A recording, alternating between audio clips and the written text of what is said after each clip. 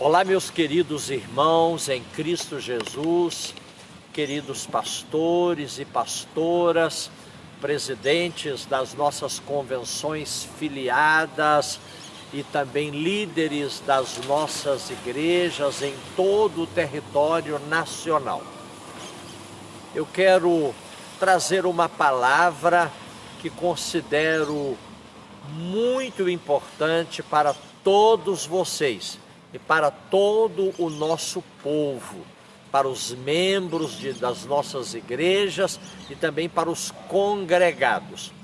Anteontem, na quarta-feira, dia 25 de março de 2020, o excelentíssimo senhor Jair Messias Bolsonaro, presidente da República, assinou um decreto federal, o decreto número 10.292, vou repetir, 10.292, considerando as atividades religiosas de qualquer natureza como essenciais.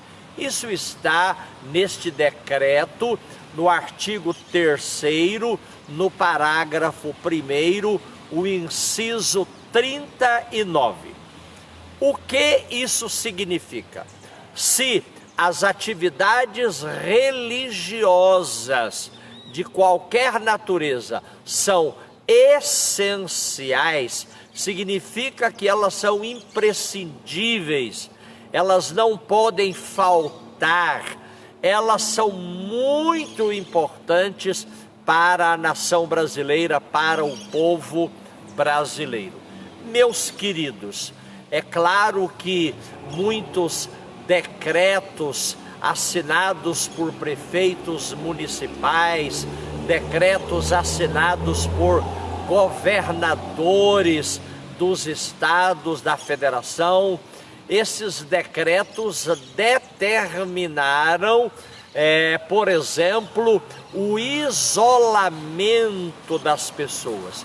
Decretaram que as pessoas devem ficar em casa, especialmente nesses dias de isolamento social e nesses dias em que as pessoas são conclamadas a fazerem determinadas ações para que elas não venham a ser contaminadas pelo novo coronavírus, que é o causador da Covid-19.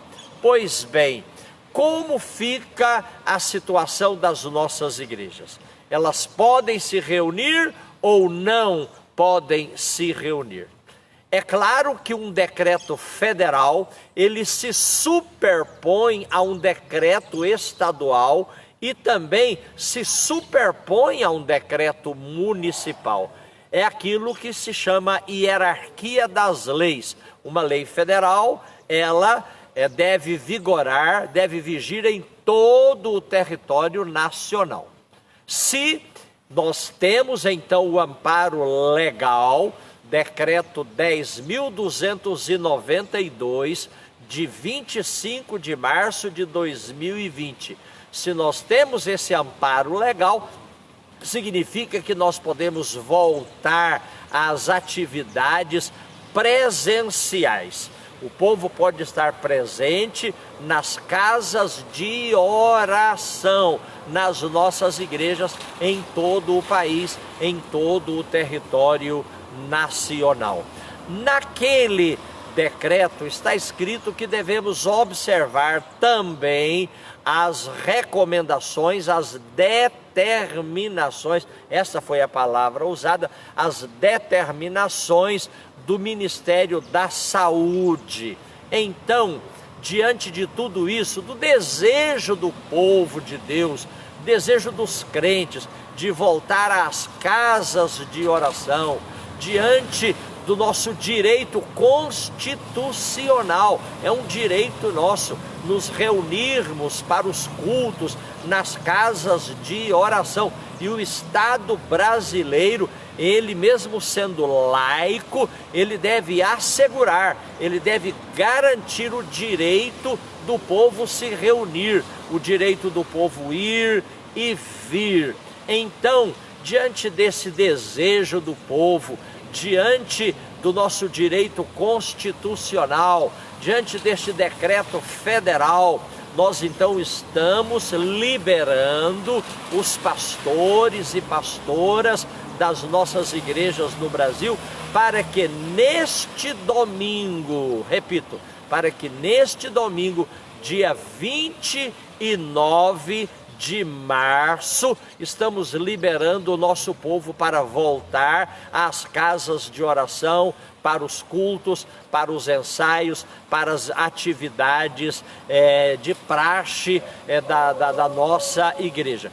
Com uma recomendação, com uma observação: as pessoas que fazem parte do chamado grupo de risco, ou seja, as pessoas idosas, as pessoas enfermas, as pessoas portadoras de comorbidades, ou seja, aquelas pessoas que têm doença de coração, são cardiopatas, aquelas pessoas que são diabéticas, aquelas pessoas que têm alguma enfermidade, essas pessoas do grupo de risco, essas pessoas, de acordo com o Ministério da Saúde, devem ficar em casa,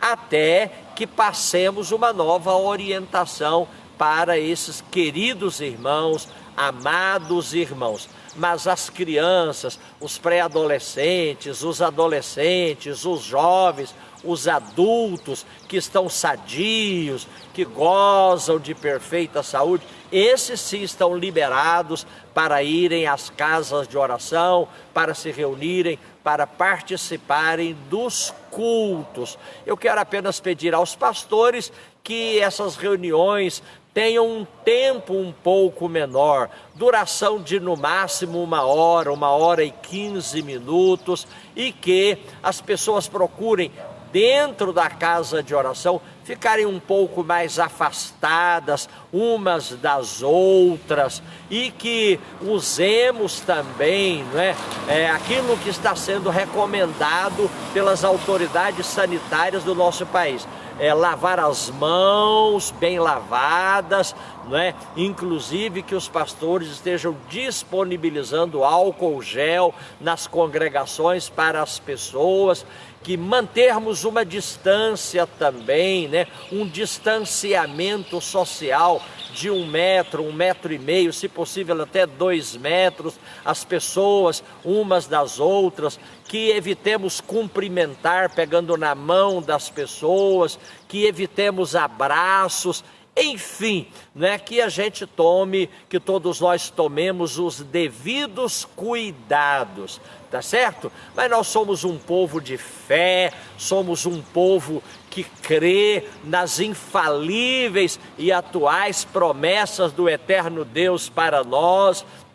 E nós vamos nos reunir para orar, nós vamos para a casa de oração para orar pelo Brasil, orar pelas autoridades constituídas, orar pelos médicos, pelos paramédicos, pelos enfermeiros e enfermeiras, orar pelo povo da nossa nação, orar para que o Senhor Deus, que é fogo consumidor, esteja extirpando, destruindo esse novo coronavírus, causador dessa doença tão terrível que é a Covid-19. Vamos orar pela economia do nosso país, para que não entremos numa recessão profunda, numa recessão duradoura, mas para que a nossa economia volte a crescer, para que o PIB do Brasil, o Produto Interno Bruto, volte a crescer. Vamos orar para que o povo não perca o emprego e nem as rendas, porque todos precisamos, não é,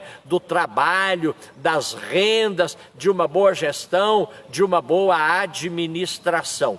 Então quero contar com o apoio dos pastores. Nós estamos, eu repito, liberando vocês para os cultos. Mas se algum pastor acha que deve esperar um pouco mais, você tem essa liberdade. Eu não estou determinando que teremos que voltar às atividades neste domingo, dia 29 de março de 2020. Estou apenas liberando. Se você quiser, esteja livre, à vontade, para comunicar com os crentes, comunicar com o nosso povo, que nesse domingo a igreja já poderá se reunir. Que o Senhor Deus abençoe a todos, e eu estarei em contatos permanentes com vocês. Também quero desejar que os pastores, né, estejam debaixo da graça poderosa, abençoadora do Senhor Deus, para estar ministrando a palavra de fé, de esperança, de poder, de cura para o povo de Deus. Deus abençoe a todos, em nome do Senhor Jesus.